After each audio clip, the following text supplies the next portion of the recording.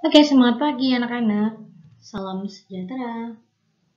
Kita kembali di Prakarya dan Keuraian kelas 12 oleh Bu Vero. Nah, ini adalah materi kita yang ketiga. Pembelajaran kita adalah mengenal kembali proses produksi usaha, bagaimana perhitungan harga dan media promosinya. Yang pertama kita akan masuk adalah sistem proses dari produksi itu sendiri. Apa sih sistem proses produksi itu? Sistem produksi jasa profesi itu dikembangkan sesuai dengan potensi daerahnya masing-masing, sesuai bakat, minat, dan daya dukung daerah setempat. Sistem dapat berarti perangkat yang secara teratur saling berkaitan atau susunannya yang teratur. Kemudian kita akan masuk ke langkah-langkah sistem produksi jasa profesi seorang arsitek. Ini kalau kita mengatakan langkah-langkah sistem berarti step by step-nya. Ya, kalau kita memulai sebuah usaha jasa profesi, itu ini langkahnya step by step. Ini saya contohkan adalah dari seorang arsitek. Adapun langkahnya yang pertama adalah pengolahan data dari pengguna jasa sampai diperoleh konsep dari usulan desain. Jadi dia mengolah data dulu dari orang yang ingin menggunakan jasanya dia. Kemudian yang kedua adalah perancangan, yaitu dengan menggambar denah, kemudian tampak, potongan, dan perspektifnya. Lalu yang ketiga adalah pengembangan rancangan dalam bentuk gambar detail bangunan. Jadi dia sudah dari rancangan, kemudian di dalam bentuk gambar yang lebih detail dari bangunan tersebut. Yang terakhir adalah gambar kerja dibuat sebagai acuan dalam pelaksanaan. Nah, ini contoh rancangan sampai dia penyiapan terakhir adalah rencana kerja dan syarat atau sampai pengadaan build and quantity. Artinya di sini sampai pembayaran prosesnya. Ya, pembuatan rancangan anggaran biaya. Ini adalah contoh dari proyek arsitek.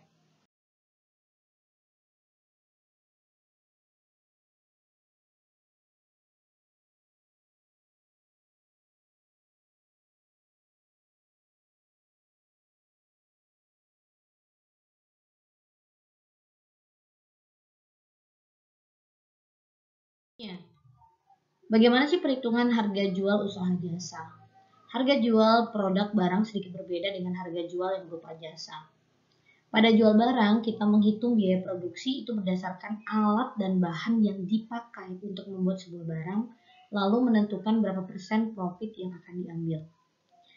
Tapi kalau untuk harga jual jasa, itu perhitungan biaya produksi berdasarkan alat dan bahan yang menunjang jasa yang akan kita jual. Namun kita dapat menetapkan harga lebih tinggi. Kenapa? Ini dikatakan semakin profesional, semakin tinggi harga jual yang dapat ditawarkan. Jadi profesi kita di sini ada harganya gitu ya.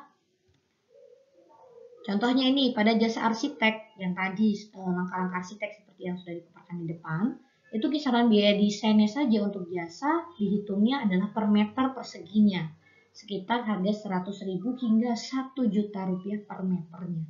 Jadi kebayang dong kalau misalnya kita punya tanah dengan besarnya 50 meter dikali dengan harga 1 juta, kira-kira berapa sih harga jasanya seorang arsitek gitu contohnya ya. Lanjut. Faktor penentuan perhitungan harga jual produk jasa. Yang pertama pasti standar upah gaji. Yang kedua dari tingkat kesulitan pekerjanya, lalu bahan atau suku cadang yang digunakan, dan standar upah minimum tiap daerahnya. Jadi bagaimana menghitung harga jual produk jasa? Jasa di daerah Bali, di daerah Denpasar itu beda banget sama yang di daerah di Buleleng atau di kota lain, itu sudah cukup berbeda sekali. Nanti dilihatnya dari sini. Standar upah gaji, tingkat kesulitan, standar upah minimum, bahan atau suku cadang yang digunakan. Selanjutnya,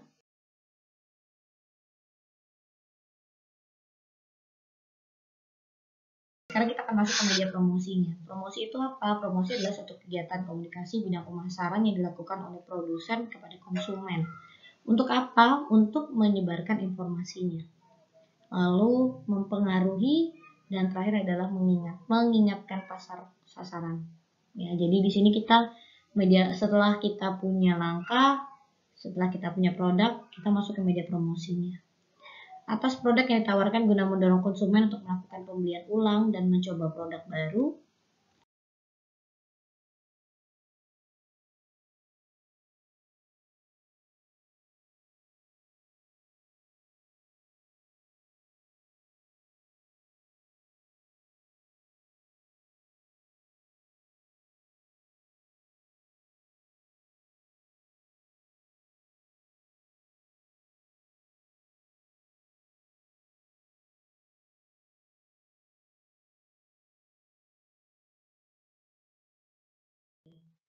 Kemudian apa saja tujuan dari promosi penjualannya? Yang pertama adalah meningkatkan kinerja perusahaan, lalu meningkatkan permintaan dari konsumen, mendukung serta mengkoordinasikan kegiatan selling dan iklan. Lalu strategi promosi yang melalui online.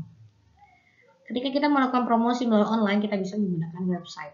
Bisa dengan cara promosi berbasis komunitas, berbagi gambar melalui Pinterest, aktif di media sosial dengan postingan foto, kutipan atau untuk mendorong produk, membuat blog tentang produk.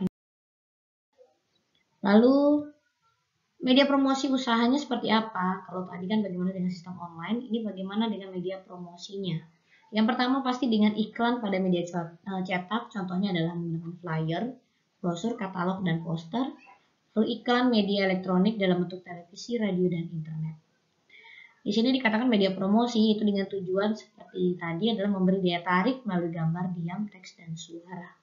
Oke, kalau kita bicara tentang media promosi, nanti di kelas 3 setelah media promosi ini akan saya masukkan ke bagian advertising atau di bagian promosi iklan.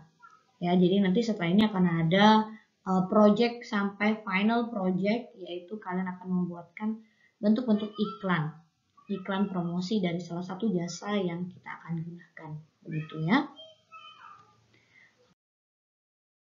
Dan terakhir kita masuk ke penjualan dengan sistem konsinyasi. Ini mungkin ada beberapa orang yang sudah mengenal dengan sistem konsinyasi.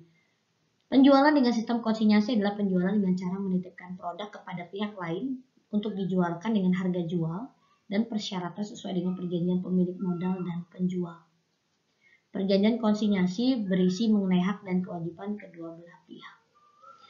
Nama pihak dinyatakan, nama pihak milik barang namanya konsinyor, nama pihak titip barang namanya konsinyi. Jadi ini disesuaikan dengan harga dari orang yang titipkan barang.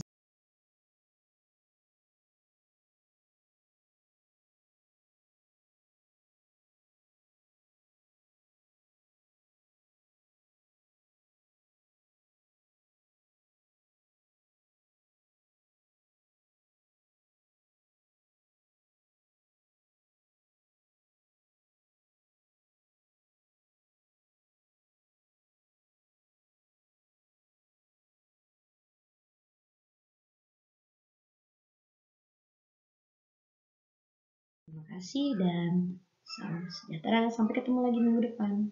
Bye.